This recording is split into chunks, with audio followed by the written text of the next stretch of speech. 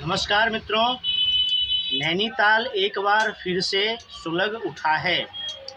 एक हवस का मौलाना उस्मान, हवस का मौलाना कहिए, हवस का खादिम कहिए, हवस में अंधे एक 70 वर्षीय उस्मान, जो अपनी हवस को, एक तो बूढ़ा आदमी है, वह कब्र में जाने वाला है, लेकिन हवस में इतना अंधा है कि नैनीताल में एक 13 वर्षीय हिंदू बच्ची का वह यौन शोषण किया। और जब लोगों को इसके बारे में पता चला तो फिर सारे हिंदू जो है वह सड़कों पर आ गए और मोहम्मद उस्मान की गिरफ्तारी के लिए आंदोलन करने लगे। इस बीच बहुत सारे मुस्लिमों ने इसका विरोध किया, उस्मान का, कि नहीं, यह बुजुर्ग आदमी है, यह ऐसा नहीं कर सकता है, जैसा कि अन्य बहुत सारी घटनाओं में होता है। लेकिन फिर भी जो प्रत्यक्षदर्शी थे उन्होंने उन बच्चियों से भी पूछा, बच्ची से पूछा गया तो उसने बताया कि हाँ, इस आदमी ने मेरे साथ गलत व्यवहार किया है। फिर उसको लेकर के बहुत से हिंदू संगठन सड़क पर आए। वहाँ के लोकल लोग, महिलाएं, पुरुष, बहुत बड़ी संख्या में, कम से कम 10,000 की संख्या में हिंदू महिलाएं, पुरुष सड़क पर आए और मोहम्मद उस्मान की गिरफ्तारी के लिए, कठोर दंड मिले उसको, इसके लिए प्रदर्शन किया। और फिर जागरूकता के लिए भी लोगों ने आवाज़ उठाई, अपने अपने विचार व्यक्त किए मीडिया के समक्ष, बहुत सारी बातें हुई। तो इससे, हालांकि 2 साल पहले मैं एक पोस्ट लिखा था सोशल मीडिया में, और उस वक्त मैं लिखा था कि लोग नैनीताल जैसी जगहों को कश्मीर के विकल्प के रूप में देख रहे हैं। जैसे कश्मीर में असुरक्षा का माहौल बना रहता है, और असुरक्षा का माहौल बना ही नहीं रहता है, बल्कि कश्मीर में पर्यटकों की हत्याएं होती है, बल्कि नाम देख करके हत्याएं होती है। और नाम देख करके, धर्म पूछ करके हत्या करने का यह कोई पहला घटना नहीं है और नई घटना नहीं है। 2 साल पहले, फिर 4 साल पहले, यानी कि क्रमशः साल 2 साल पर ऐसी घटनाएं होती रहती है कश्मीर में, जब हिंदुओं को नाम पूछ करके मारा जाता है, उनको कलमा पढ़ने के लिए विवश किया जाता है। एक बार फिर रिपीट करेंगे कि 1990 में भी जब कश्मीर से हिंदुओं का पलायन हुआ था तो उनको कलमा पढ़ने के लिए मजबूर किया गया था, बल्कि इंसानी खून से सने, गाय के खून से सने चावल को हिंदुओं को खिलाया गया था और निर्ममतापूर्वक मारा गया था। यह सब बातें होती ही रहती है। अभी बात करेंगे कि नैनीताल को जहां कश्मीर के विकल्प के रूप में देखा जाता है कि नैनीताल बहुत बड़ा पर्यटन स्थल बन सकता है। लोग जान जोखिम में डालकर कश्मीर जाते हैं घूमने फिरने के लिए, छुट्टियां मनाने के लिए, पिकनिक मनाने के लिए, आनंद उल्लास मनाने के लिए। उससे अच्छा होगा कि नैनीताल जाया जाए। नैनीताल भी बहुत ही मनोरम जगह है। वहाँ पर बहुत सुंदर सुंदर पहाड़ियाँ हैं, बाग बगीचे हैं, बहुत ही मनोरम दृश्य होता है वहाँ पर। तो कश्मीर जाने के बदले लोग नैनीताल जा सकते हैं। तो 2 साल पहले भी नैनीताल में एक घटना हुई थी, जिसमें हिंदू बच्ची के साथ एक मुस्लिम व्यक्ति ने व्यभिचार किया था और सोशल मीडिया में आया था, पुलिस में भी यह मामला गया था, केस हुआ था। तो उस समय मैं पोस्ट लिखा था, और बहुत लंबा पोस्ट लिखा था, कि जब लोग नैनीताल को कश्मीर के विकल्प के रूप में देखते हैं और नैनीताल में भी डेमोग्राफिक चेंज हो रहा है, वहाँ भी बहुत बड़े स्तर पर मस्जिद बन रहे हैं, मज़ार बन रहे हैं, तो फिर कैसे होगा? अगर नैनीताल भी कश्मीर बन जाएगा, फिर तो वहाँ भी हिंदुओं को जाने से डर लगेगा, भय लगेगा। तो कृपया करके नैनीताल को डेमोग्राफिक चेंज से बचाया जाए। वहाँ जो जहाँ तहाँ मज़ारें उग रही है, मस्जिदें उग रही है, इसको नियंत्रित किया जाए। और वहाँ जो बसावट है मुस्लिम जनसंख्या का, उसको नियंत्रित किया जाए, अन्यथा एक दिन नैनीताल का भी कश्मीर जैसा ही हाल होगा। उसके बाद से बहुत सारे सोशल मीडिया ने इस बात को उठाया। सही बात है कि नैनीताल भी, अगर नैनीताल क्या है, पूरा का पूरा उत्तराखंड देवभूमि है। जितने सारे हम हिंदुओं के तीर्थ स्थल है, प्रमुख प्रमुख तीर्थ स्थल है, सब उत्तराखंड में है। और जब देवनगरी को भी अतिक्रमित कर दिया जाएगा, वहाँ भी जब जिहादियों आतंकवादियों की जनसंख्या बढ़ जाएगी, तो फिर वह जगह भी सुरक्षित नहीं रह पाएगा। इसलिए तो फिर बाद में बहुत सारे हिंदू संगठनों ने वहाँ पर प्रदर्शन किया और सबसे पहले चिन्हित किया गया कि यहाँ कौन से अवैध लोग हैं और कट्टरपंथी विचारधारा के हैं। उनको चिन्हित करके बहुत सारे लोगों को वहाँ से हटाया भी गया और छद्म रूप से जो अपना दुकान चला रहे थे, नाम रख लिया श्री राम ढाबा, लेकिन उसका चलाने वाला चांद मियाँ है या कोई सरफराज या कोई अब्दुल है, उन सबको वहाँ से हटाया गया। बहुत सारे अवैध मस्जिदों को चिन्हित करके तोड़ा गया, क्योंकि मज़ारों का बनना, मस्जिदों का बनना, यह सब एक षड्यंत्र होता है। इसके पीछे बड़े बड़े जिहादी आतंकवादी गिरोह होते हैं, जिनको अरब अमीरात से, अन्य इस्लामिक देशों से अरबों खरबों का चंदा आता है। चूँकि दिन में विरोध होता है, इसलिए ये लोग रात में चुपके से पहले 4 ईंट रखते हैं, अगले दिन 4 ईंट, फिर एक चादर रख देते हैं।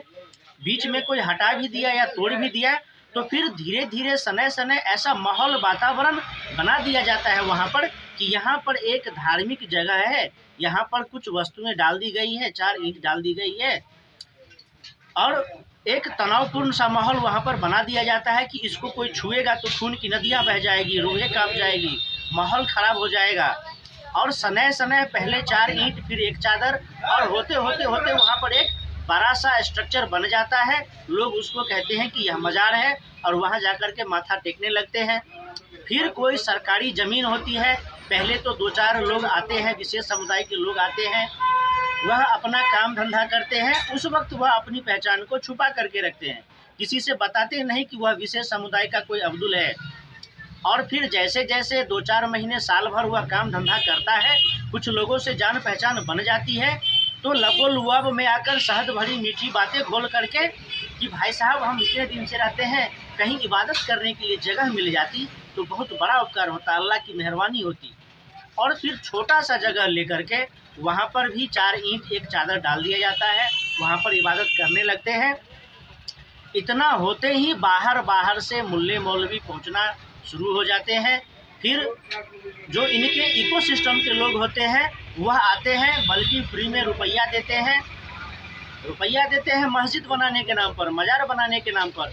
फिर उन्हीं रुपयों से वो लोग और सारे लोगों को, विशेष समुदाय के लोगों को बुला लेते हैं, कहीं रेंट पर ले लेते हैं, कहीं कब्जा कर लेते हैं, मकान बना के रहने लगते हैं, धीरे धीरे अपनी जनसंख्या बढ़ाते हैं और बड़े बड़े मस्जिदों को खड़ी कर लेते हैं।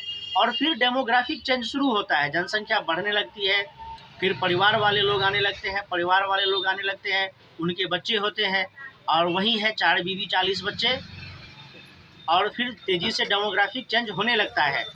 तो जब नैनीताल के ऊपर, उत्तराखंड के ऊपर चिंता व्यक्त की गई तो बहुत सारे हिंदू संगठनों ने इस पर कार्रवाई की, और आज देखिए कि उसका परिणाम है कि घटनाएं हो रही हैं। जो जिन चीज़ों की आशंका 2 वर्ष पहले व्यक्त की गई थी, आज वह घटनाएं वहां पर हो रही है।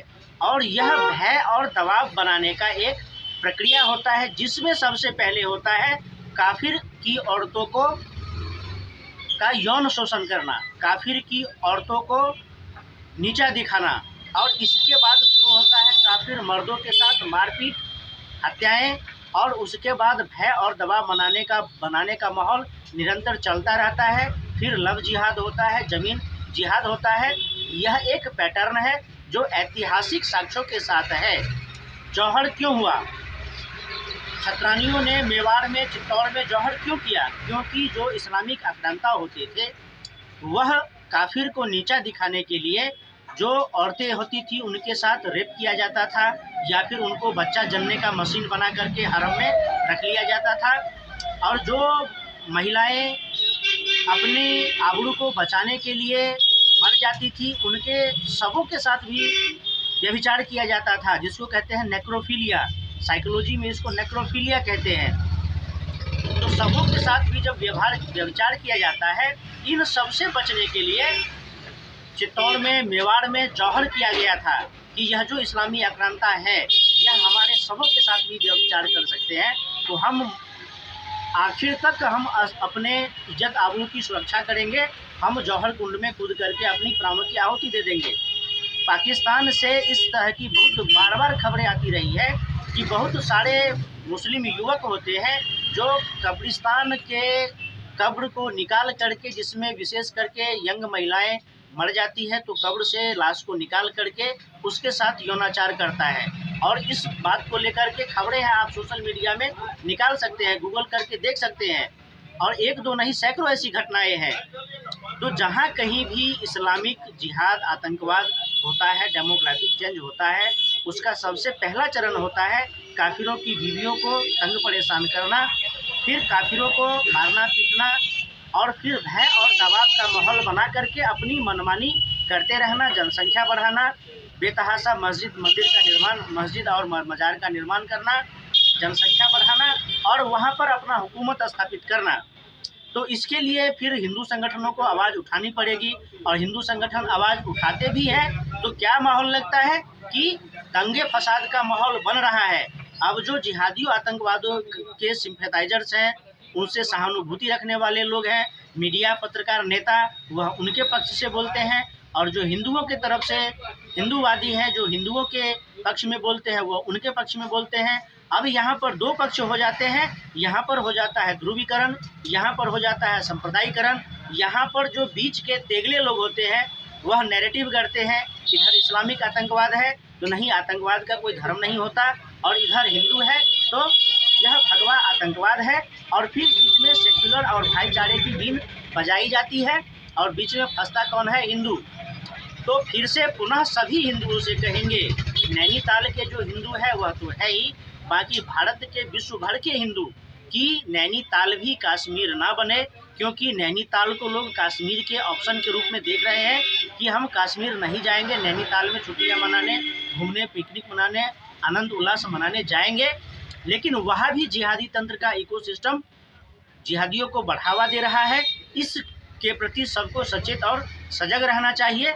अगर कठोर कार्रवाई की मांग है, आवश्यकता है, तो कठोरतम कार्रवाई की जानी चाहिए। नहीं तो यह जो हवस के खादिम, हवस के मौलाना है, यह मोहम्मद उस्मान, यह हिंदू बहन बेटियों की आबरू से खेलते रहेंगे और हिंदुओं की जानें जाती रहेंगी।